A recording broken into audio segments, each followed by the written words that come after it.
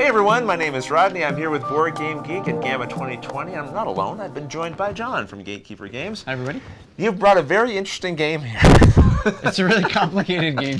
It's not a game. We're being silly. It's a bunch of dice. You've been known for making dice for a long while now, John. Yep. And are these some new styles? Have we got some old classics? What are we looking at here? We have a little bit of both. So we're always taking our old designs, our halvesies design, the original layered dice, and making new color combinations in them. Right. Let's show on the overhead here, because when you say halvesies dice, people might not know exactly what you mean they haven't seen before. So what do we have here? I'll take this out for the halvesies to show We've you. actually got a little bit more than half going on here. Yeah. So this one here is half. It's pretty low contrast. We call it dwarf dice. Okay. Right. The whole set's here, and I'll show you the insert there next to it.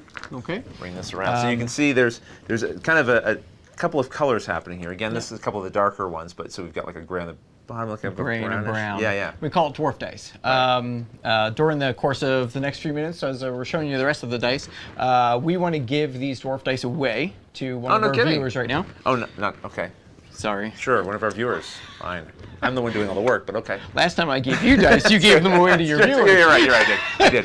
No, that's very nice, John. So what we want to do is in the comments, if you can put your favorite dwarven quote, wherever that may come from. If it's a reference that needs to be cited because you're like that classy, you can go right ahead and cite it. Put the reference. I'd love to know where it's coming from. Yeah, and, totally. And Chaz is going to choose at the end of it his favorite dwarven quote from the comments, and then we'll connect me and you directly in order to get your shipping address on mail to anywhere in the world. Okay.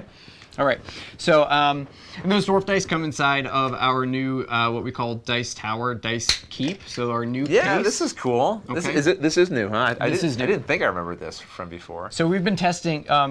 There's so many cool things about this case. Yeah. So the cases of old sometimes would crack too easy on open. Let me get this here for that front camera. Sure. All right. So what we did is we took the base and we hinged it. So now it's a hinged base. Yeah. Okay. And it has a snap closure, so it doesn't pop open in your backpack. Okay. We name all of our dice sets. We always have done that. So these ones are called dwarf dice because of the dwarven mine type of colors. For retailers, we pre-barcode everything. We put it right on a white background, so it scans nice and easy for you. So for retailers watching this, we got a lot of retailer feedback saying, why doesn't anybody barcode their cases? We've been doing that for about 3 or 4 years. And saves retailers like labor time. Yeah, like, for sure. Come on. All right, and then the cool parapet on the top. We'll bring it back this way, I guess. I don't know which camera. Maybe that one would be better. Yeah, I think maybe the quarter view here is fine. So you can show it that way. Yeah, and then the multiple towers. Oh, look at that. They embed in each other. Nest for vertical storage. So when you have a whole array of them, you have a bunch in the line or you have them in your store or whatever, then you build castles. You just build castles on your counter and you watch the castles get sieged slowly. Honestly, like I have a few collections of dice, and then they're more traditional encasement, and you really can't stack them. Like, I mean, you can try, but they're very... and then they just fall over, right? So exactly. you've solved that problem there. Yeah, nice. It's kind of a cool thing. The old cases of old, this is a small thing, but I think it's the little things that count in life. The old cases were also razor sharp on the corners. Yeah. So when we designed this, every single corner is beveled to like 0.2 of a millimeter just to take the edge off, even on the base and on the corners. So another cool feature of the case is that it's reversible. So you could take the base off, flip it around, and then you have a deeper well inside here. Oh, and that allows you to hold 11 to 14 dice if you have a bigger dice set. Gotcha. So you've tried to do a lot with something as simple as just the case for dice, right? You know Rick Ankney? No, tell me all about him. Rick is a very, very tall, very muscular man. Okay. He stood on top of our dice case. Okay. And it stood up stood up to Rick. So we had a guy who was 240 pounds climb onto the back of a guy who was 270 pounds. Yes. That's 510. And they piggyback stood on top of the case, and it still hasn't broken. Right. So that's the other challenge we're doing here at GAMA, is trying to find what it takes to break them? the new case. 510 pounds. All right, well, we've seen the case. Let's look at the dice a little bit here, too, the time that we have remaining. We have our new glitter line. Yep. Glitter dice here. Just kind of jam them all in so we can get them into the view. Perfect. Right. And I can see why you called them glitter dice, because they very clearly have glitter embedded in them, right? Yeah, total bling fest. Yeah. So they're the halvesies design that we started with. So it's half like wine color, okay, and the other half is glitter. Right. And then when the light catches the silver glitter, half the time the glitter looks wine. Right, because it's catching yeah. through the other color too. So, yeah. Neat. Yeah, those look really beautiful. Blue's See? my favorite color, so that'd be my color of choice right there. Maybe that'll reflect a little light. You can see it shining through, right? So, yep, so there are glitter dice. There's some more over here. More glitter dice. More glitter, jam them in there. I hope you weren't trying to keep these separate. No. Okay. And then these That ship has sailed. I was. And then these ones we call our supernova dice. So I don't know if you can see from the top. You can see let's the get white one of these right in the middle. through it. Like that. Yeah.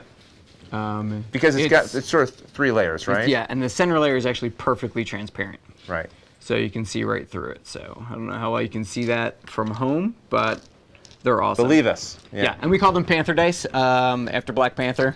May or may not look an awful lot like that font. And awesome. So that's a whole mess of dice. Yep. And then these are our reality shards. So these are 5-layer dice with our company logo on the D20 for a little increased uniqueness, and they're 5-layer. I like poetry. You guys were referencing sonnets earlier. Yes. The rhyme scheme of a poem is an A, B, C, and these are A, B, C, B, A color scheme. Right. Because the outsides are the same and they work towards the center. Very nice. Well, so those are our dice. Don't forget to leave a comment of your favorite dwarf quote in the comments. I don't know how high the competition is right now, but Chaz is going to pick one. Have you got one for us? He's working on it. He's doing the. Right, The judges are doing the tabulations. Oh, they are tabulating, and Chaz has chosen a winner. We do have a winner, and I'm wondering, we don't have to do this, but I'm wondering if you would be willing to raise the stakes. Oh my. I will pitch in enough to send a randomly chosen second set of dice if you can actually guess where the quote comes from. Fascinating. Oh, So are okay. you mic'd right now? I am. If I can guess where it comes from. All right, bring it on. I hope I get this right. All right. Somebody else goes to chance. All right, so the winner, the completely subjectively chosen winner, is A Foxy 1 from the chat. And the quote, the dwarf quote, is, "Who's butterin' like a spoodlebug?" Just happened. That old classic dwarven quote we all know and love. Yeah, that one. You know it, John. Oh, yeah, that was Gimli in the Silmarillion. Close. So close. It's actually Doc from Snow White and the Seven Dwarfs. That's what I said. I don't think that was quite true. Can I send that second set anyway? I think it's close enough that I'll still. I mean, Gimli was the 8th dwarf, but he was. There you go. Yeah. So there you go. So a nice little contribution from Chaz there as well to help send it a second set to another. Nicely done, a foxy trot or whatever. Yeah, well done. That was a good quote. That was a good sneaky quote. Something about a doodlebug. Yeah. All Excellent. right. Well, John, thank you so much for showing us all Thank you these so much, dice and BGG, the for your cases and everything else. And all of you, thanks for watching.